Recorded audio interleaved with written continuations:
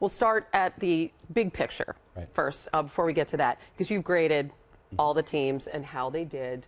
So let's start there. Who really killed it? Who just knocked it out of the park? A lot of teams did well, Hannah, but I think Jacksonville did a heck of a job. You think about this football team now. They have Chad Henne, the veteran. You draft Blake Bortles. You can bring him along. We'll see when he's ready to become the starting quarterback. But you help him out by getting Marqise Lee, getting Allen Robinson, two excellent wide receivers. And Bortles, certainly, with the ability he has and Lee has and Robinson has coming out of Penn State, that's going to be your pass-catch tandems. And then you add in a Telvin Smith-Lade, who Todd raved about as a day 3 steal. You get Storm Johnson, who was Blake Bortles' teammate, running back at Central Florida. You put it all together, and Jacksonville, to me, did one heck of a job. Bortles, and we talked about it, to keep all your information internal. Nobody had Bortles at Jacksonville. They had Mack or they had Watkins. But, hey, that draft to me was solid, B+, A-, A, whatever you want to call it. No loose lips on that ship, Mel. You're right. I would go with Houston.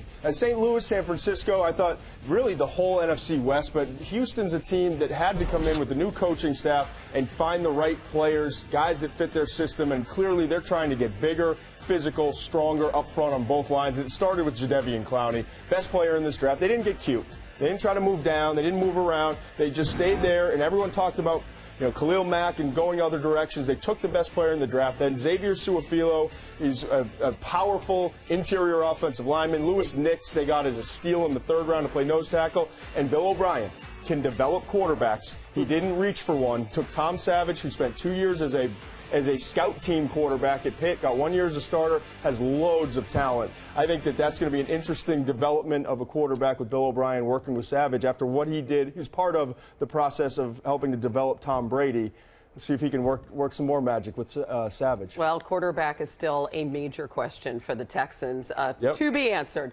Meanwhile, who didn't do well? I struggle with it. I think Indianapolis is always going to be, with this year's draft, they're always going to be graded off of what happens with Trent Richardson. And so you look at what happened last year, they've got to get more production out of Richardson at the running back position. That ultimately, giving up the 1st-round pick to get him, he's got to be an impact player and one of their premier players on the offensive side. I thought Jack Mewhort, solid pick, not a great one in the 2nd round, but they are going to utilize his versatility, maybe move him into center, maybe into guard. Dante Moncrief has great potential, but didn't play to that level this past year.